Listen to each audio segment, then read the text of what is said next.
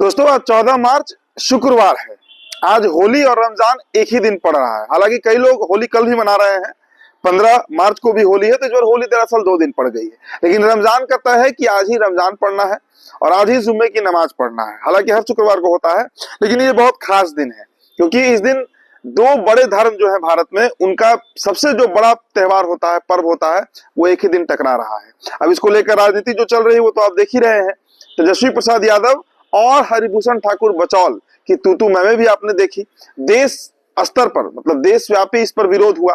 कई मुस्लिम लीडर्स, कई हिंदू लीडर्स आपस में टकराते दिखे। लेकिन इस बीच बिहार की राजनीति में एक नया भूचाल आने वाला है। जी हाँ, चिराग पासवान की पार्टी और चिराग पासवान के जो बहनोई है अरुण भारती, उन्होंने एक ऐसी मांग कर दी है तेजस्वी प्रसाद यादव से कि तेजस्वी प्रसाद यादव भी इस पर घिर सकते हैं।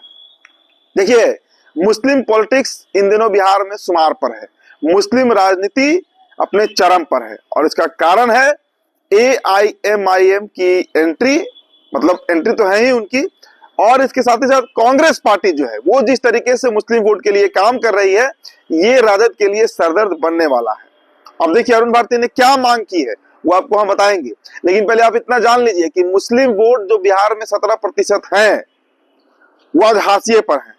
दावे तो बड़े बड़े करते रहे, लालू प्रसाद यादव हो, तेजस्वी प्रसाद यादव हो, लेकिन मुसलमानों को जब प्रतिनिधित्व देने की बात आती है, जब जगह देने की बात आती है, उनके लिए रिसोर्स खड़ा करने की बात होती है, तो वहां पर बिहार की कोई भी पार्टी हो, राजद भी उसमें अपवाद नहीं है, वो दरकिनारा कर लेती है। वोट चाहिए मुसलमानों का, लेकिन जब मुसलमानों की बात करनी होगी, अभी अब कई इंसिडेंट आपको मैं गिनवा सकता हूं। आप वक्फ बोर्ड का मामला देख लीजिए, बिहार उस पर सबसे पीछे रहा। बिहार की कोई राजनीतिक पार्टी शायद इस पर बोलती रही अगर हम अख्तरुल इमान यानी AIMIM को हटा दें। कई ऐसे मुद्दे हैं, लेकिन दोस्तों देखिए, अब राष्ट्रीय जनता दल, मुसलमानों का वोट उसे चाहिए क्योंकि बिहार में विधानसभा चुनाव है। अब अरुण भारती ने जो मांग किया है, पहले वो आपको हम बताते हैं और उसके बाद इस पर विस्तार से हम चर्चा करेंगे कि आखिरकार इसका क्या क्या असर हो सकता है। दोस्तों आपको बताएंगे, अरुण भारती ने दरअसल एक सोशल मीडिया पर पोस्ट लिखा है और उन्होंने साफ ये पूछा है कि क्या राजद बिहार में मुख्यमंत्री पद के लिए किसी मुस्लिम समाज के नेता को स्वीकार करेगी। और उसके बाद ये भी उन्होंने लिखा है कि ईमानदारी से जवाब दीजिएगा। देखिए पूरा पोस्ट आपको पढ़कर हम बताते हैं। देखिए उन्होंने लिखा है कि आने वाले शुक्रवार को होली का त्योहार भी है और जुम्मे की नमाज भी है। यह एक सुखद संयोग है, यही गंगा जमनी तहजीब है। और जब एक ही दिन हम होली मनाएंगे, जुम्मे की नमाज भी अदा करेंगे, होली का गुजिया भी खाएंगे, रमजान की खीर भी खाएंगे और फगुआ भी गाएंगे। ऐसे में जब हिंदू और मुस्लिम साथ में बैठेंगे तो राजद वालों की पोल भी खुलेगी, जिन्होंने मुस्लिम समाज को सिर्फ अपना एक वोट बैंक मानकर रखा है, सरकार की योजनाओं का फायदा नहीं लेने देते और समाज में आगे नहीं बढ़ने देते हैं। मुस्लिम समाज को अपना वोट बैंक बनाए रखने के लिए राजद के राजकुमार अपनी भाषा को अमर्यादित करते हुए उत्तेजित बयान देते हैं ताकि गंगा जमनी तहजीब खत्म हो, यह सामाजिक सौहार्द ना बने और उनका वोट बैंक बरकरार रहे, उनकी कुर्सी बरकरार रहे, भले ही एक पूरा समाज गर्त में चला जाए। मुस्लिम समाज को राजद ने दशकों से अपना गुलाम वोट बैंक बनाकर रखा है।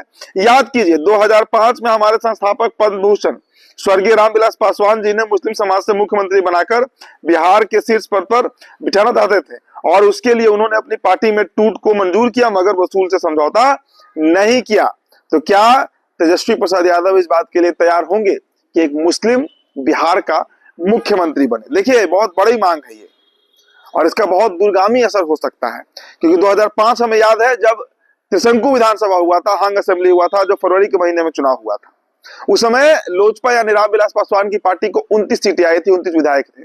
और जब त्रिशंकु विधानसभा हुआ था तो लालू पहुंचे थे रामविलास पासवान के पास।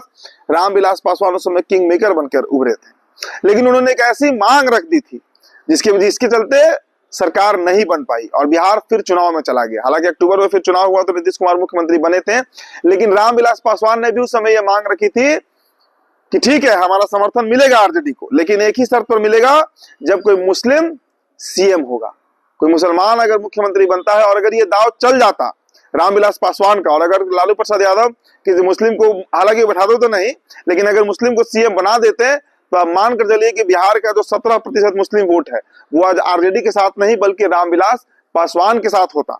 और इसी बात का डर था लालू यादव को, जिसके चलते उन्होंने सीधा पार खींच लिया और बिहार में सरकार नहीं बन पाई। त्रिशंकु विधानसभा था, हंग असेंबली हुआ और राष्ट्रपति शासन लग गया। बूटा सिंह उस समय राज्यपाल थे, हमें याद है वो घटना। उस समय हम छोटे थे, लेकिन अखबार में रोजाना इस तरह की खबरें आते रहती थी। और आप जानते होंगे, हमारे दर्शक इस बात को भली बात ही जानते हैं। देखिए, अब मुस्लिम पॉलिटिक्स आप बिहार में समझिए। मुसलमानों की जो 17% आबादी है, उस पर सबकी नजर है। अभी दोस्तों, आपने 2-3 दिन पहले देखा होगा, हरिभूषण ठाकुर बचौल को सिर्फ तेजस्वी प्रसाद यादव ही नहीं, प्रशांत किशोर ने भी लताड़ा था। तो प्रशांत किशोर की भी नजर है मुस्लिम वोट्स पर, वो भी मुसलमानों की खूब बात करते हैं। हर पार्टी, कांग्रेस पार्टी का तो खैर मुख्य एजेंडा ही बन गया है ब्राह्मण, दलित और मुस्लिम। ऐसे में तेजस्वी प्रसाद यादव को ये बुरी तरीके से असर कर सकता है अगर मुसलमान वोट उसके दरक जाते हैं। अब देखिए, अरुण भारती ने जो बातें लिखी, और अरुण भारती दोस्तों जमुई से सांसद हैं, चिराग पासवान के बहनोई हैं, तो उनके बयान को, उनके किसी भी पोस्ट को हम गंभीरता से लेते हैं। तो अब समझिए कि दरअसल मुस्लिम वोट की दरकार किन किन पार्टियों को है। कांग्रेस को है, जनसुराज को है, राजद को तो है ही, क्योंकि राजद का मुख्य जनाधार है।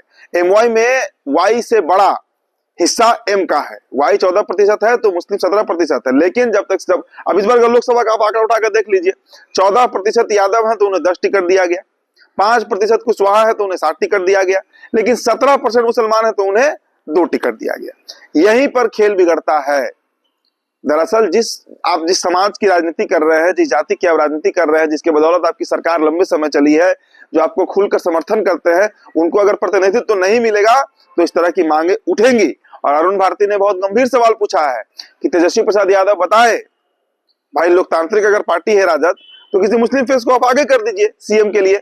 ये तय है कि जिस दिन राष्ट्रीय जनता दल ने 17% वाली मुसलमान जाति को, मतलब मुसलमानों को आगे किया, अगर कोई मुसलमान चेहरा को तेजस्वी प्रसाद यादव ने आगे करके सीएम फेस घोषित कर दिया, तो आप ये बात नोट कर लीजिए कि बिहार की जो 17% मुस्लिम आबादी है, मुस्लिम अवाम है, वो सिवाय राष्ट्रीय जनता दल के कहीं नहीं जाएगी। लेकिन ऐसा होगा नहीं, ऐसा कतई नहीं होगा, क्योंकि राजकुमार जो है वो तेजस्वी प्रसाद यादव है। तो ये बहुत बड़ा एक जो मतलब कहते हैं ना, मास्टर स्ट्रोक जो है वो चिराग पासवान की पार्टी ने चला है, और इसमें फंस सकते हैं, उलझ सकते हैं तेजस्वी प्रसाद यादव।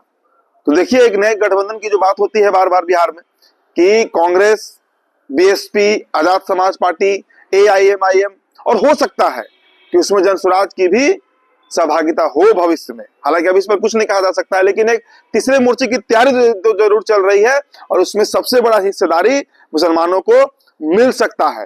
तो ऐसे में कितना मुसलमान टिकेगा राजद के साथ और कितना वहां से भागेगा, मतलब दूसरी पार्टियों के साथ जाएंगे, ये 2025 का विधानसभा चुनाव बताएगा। लेकिन इस मांग पर आपकी क्या प्रतिक्रिया है? अगर आप भी हमारे व्यूअर्स हैं और अगर आप मुस्लिम हैं तो हमारे कमेंट बॉक्स में आप जरूर बताइएगा कि क्या तेजस्वी प्रसाद यादव किसी मुसलमान को बिहार में, ये राजद कहिए, लालू प्रसाद यादव कहिए, किसी मुसलमान को कभी बिहार में सीएम फेस घोषित करेंगे? क्योंकि एक बार तो चकमा दे चुके हैं 2005 में, जब ऑप्शन था, मौका था एक मुसलमान को बनाने का मुख्यमंत्री, लेकिन उन्होंने नहीं बनाया था। तो फिलहाल दोस्तों, इस रिपोर्ट में इतना ही। बहुत बहुत शुक्रिया।